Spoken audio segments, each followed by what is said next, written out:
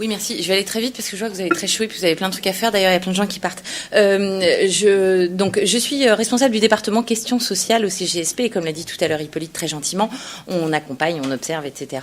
et on suit avec passion ces travaux. Et juste ce que je voulais dire ici, c'est comment donc nous, organismes d'État dépendants du Premier ministre, on regarde ces travaux, qu'est-ce qu'on en fait, quelle série de questions on se pose et comment on essaye finalement de mobiliser cette nouvelle façon d'observer des différences sociales, des compositions, des transferts, des mouvements qui se passent dans la société pour en faire de la politique publique. Pourquoi c'est nouveau ? Vous le savez tous, vous le pressentez tous, mais nous, comment on l'analyse, c'est que traditionnellement, on analyse les inégalités notamment de revenus, les inégalités entre les hommes et les femmes, enfin les inégalités entre différentes catégories. Là, on analyse des transferts, des flux qui se passent entre des âges et entre des générations. C'est une nouvelle façon de concevoir ces éléments-là.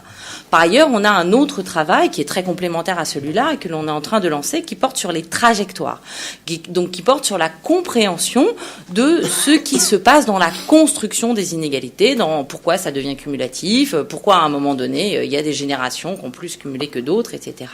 Et donc, on travaille aussi sur cette dimension. Ce qui nous intéresse, c'est la partie construction dans cet autre travail. Et sur ce travail-là, il y a 3 questions que l'on se pose. Hippolyte, tout à l'heure, a assez justement rejeté la question de la normativité, mais en matière de politique publique, on est bien obligé de se la poser. Et donc, nous, on essaye d'aller sur ce terrain-là. Donc, il y a 3 questions que l'on se pose qui touchent un peu à cette question de la normativité. La première, c'est à quels critères on juge que des transferts entre les générations sont équitables. Donc Hippolyte mobilise la question de la consommation, qui certes est un indicateur dont on sait la proximité avec la notion de bien-être, qui n'est pas néanmoins sans limite.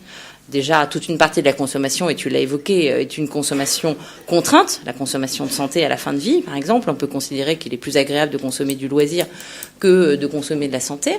Bon. Et puis, la provenance du revenu qui va déterminer cette consommation rend aussi cette consommation plus ou moins contrainte. Ainsi, le transfert public ou le transfert privé n'est pas de la même manière discrétionnaire.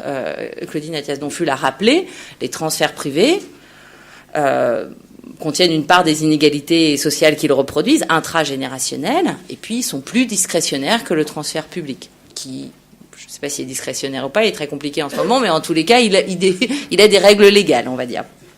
Et enfin, le financement de cette consommation impacte les générations suivantes. C'est la problématique que chacun connaît de la dette.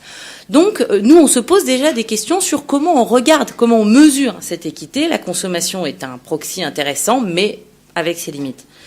La deuxième question que l'on se pose, c'est quelles normes d'égalité il faudrait se fixer. C'est-à-dire, qu'est-ce qui serait bien comme société ? Alors ça, c'est encore plus compliqué à poser comme question.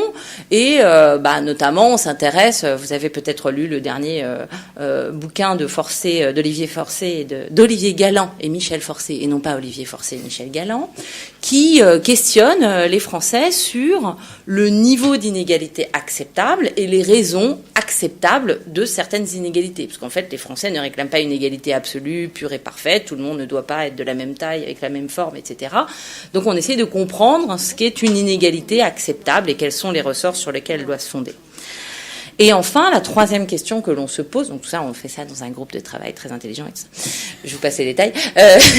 La troisième question que l'on se pose, c'est quels sont les outils publics qui nous permettent de passer du point 1 au point 2, c'est-à-dire du point quel constat de la situation et comment on l'analyse, au point qu'est-ce qu'on voudrait comme société parfaite, vers laquelle nous courons tous. Donc les outils, il y a un certain nombre d'outils dont on sait pertinemment bien et qui sont explicitement liés à l'âge, la politique de retraite, la politique de dépendance, la politique d'éducation, pas liée, quand même fortement liée à l'âge. Et puis il y a tout un tas de politiques qui sont implicitement liées à l'âge. La politique de l'emploi, avec les allègements de charges sur les bas salaires, pas exactement répartis de la même manière en fonction des âges.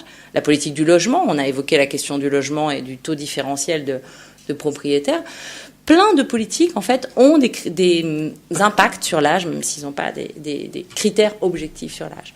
Donc c'est tout ce chantier que nous, parallèlement aux travaux que conduit Hippolyte et toute son équipe, qu'il a cité tout à l'heure, que nous essayons de nous poser comme question pour essayer de comprendre comment, sur la base de cette nouvelle analyse des égalités ou des inégalités, on peut proposer des outils qui vont dans le sens d'une plus grande équité. Voilà, je m'arrête là, vous pouvez avoir moins chaud. Vous pouvez poser des questions.